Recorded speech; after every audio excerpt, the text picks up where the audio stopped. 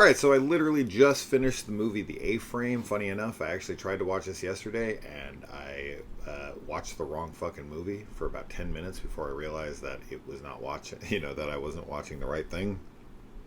That was like a revelation in the moment. I was like, I don't think this is the movie I pressed play on. Either that or this is some serious false advertising. What the hell is this? So I watched the right movie tonight. And hey, this has JT from Empire Records. Damn the man, save the Empire. As soon as I saw him, I was like, I haven't seen you in a long time. So, very cool. Yeah, this is about a young woman who gets cancer, and she meets a scientist who claims he can cure it when no one else can. And she comes to his his facility, and he shows her how it's going to be done with the A-frame, and she has to trust in that. And yeah, you'll have to see how that goes. Now, I don't. Okay, the poster for this movie is a tad problematic, but I also understand it because you want to market your film to an audience, and the kind of audience that this is mostly going to appeal to would be drawn in by a poster like this. If you haven't seen the poster, that's fine. Good. But it definitely makes you think you're getting something that you're not. When I saw the poster, I thought this would be something in line with something like The Void. If you've seen it, you know what I'm talking about, and if you've seen the poster, you'll understand the connection. But it is not that. This is a much more serious, slow burn type of film that I did quite enjoy, actually.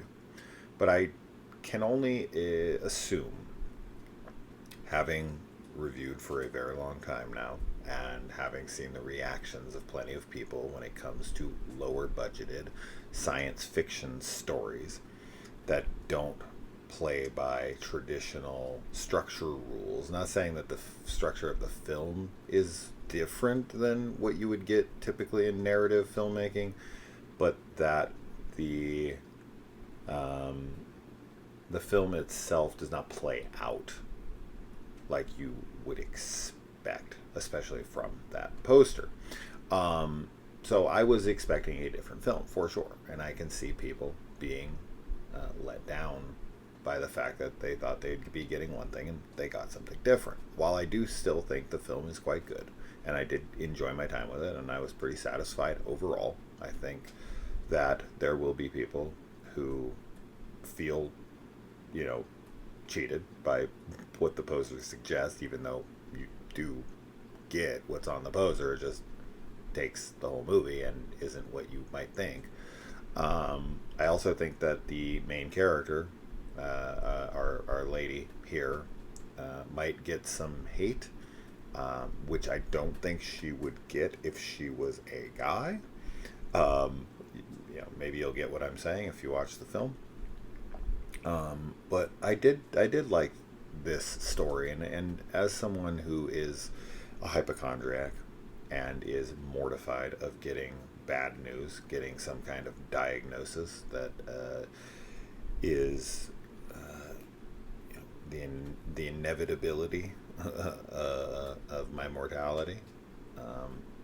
I definitely was very bought into the plight of our main character and other characters in the movie, because we are dealing with quite a few cancer patients and the struggles that they're going through. And I really felt for her and what was going on in her life. She is somewhat more reserved in her performance, for sure. She's not like full of life, but we're dealing with a character that literally just found out she might die, that she has a cancer that's going to dramatically change her life. And I can understand the apathy. I can understand why this character is the way that she is, but I could see it being off-putting to people as well. As far as other characters go, our scientist here from Empire Records, I think he is quite good. I actually liked him in this quite a bit. The scientist guy that he plays, you never really know what to expect from him. But he is, and I think the movie that this will get likened to very obviously and for good reason, because there is a lot of similarities here, is the movie The Fly. It's not a blatant ripoff of it by any means, but it shares a lot of similarities, and I could see that being a negative, but that didn't bother me because I felt like this had enough differences to justify it not being referred to as a plagiarism. So, and then we have another character is an actor that I've seen in quite a few things, but I don't know his name. He plays like the comedic relief character in this, and he's a literal comedian in the movie. And some of his jokes, while on the nose and more like something you would tell kids, kind of like almost not dad jokes, because dad jokes, well, they are kind of, yeah, they're dad jokes, but for me, I'm a dad and my jokes are much more clever and on the spot.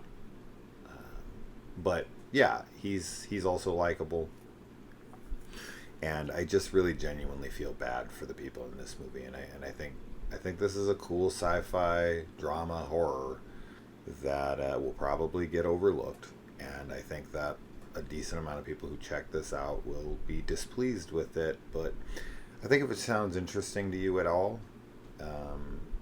then you should give it a whirl. Give it at least a peek at the trailer. But I support films like this. I'm a big fan of these indie sci-fi horror projects, and I think that while nothing in this is extremely boundary pushing or original, I don't know how original you can be anymore, but I thought that this was a really well made piece for an indie. So there you go. Yeah, if you're a fan of something like The Fly, and you don't mind it sharing a lot of commonality, and you don't mind a lower budgeted approach and feel, then check it out. Let me know. These are the types of movies that I much rather give my money and my attention to than some dry, I don't want to say cash grab. That's not really a fair term. A lot of the times, a lot of movies are cash grabs, just in essence, right? That's why producers produce them, is to try to get money. But I guess when people typically say cash grab, what they mean is like a soulless product that has no business other than to generate money, right? Like there's no other attempt there. The director, the writer, everyone is just making a product. They don't really care about the project, and that is not the case here. Whether you like the film or not, the filmmaker here is definitely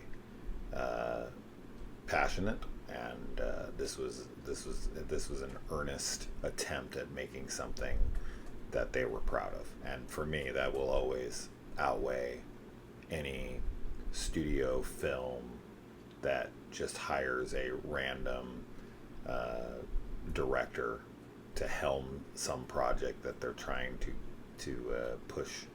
That they have like a poster and a concept, and they're just trying to ape off of something that's popular in the moment, and they're just putting it out to make money quick. That kind of shit is a poison on film, and this isn't. This is where filmmakers begin their journey, and I think this is a good beginning. So anyway, that's that.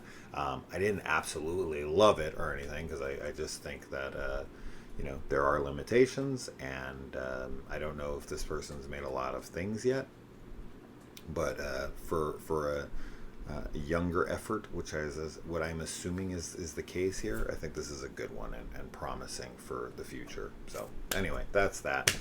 Let me know what you think if you watch it. It's available for VOD, as I said. All right, adios.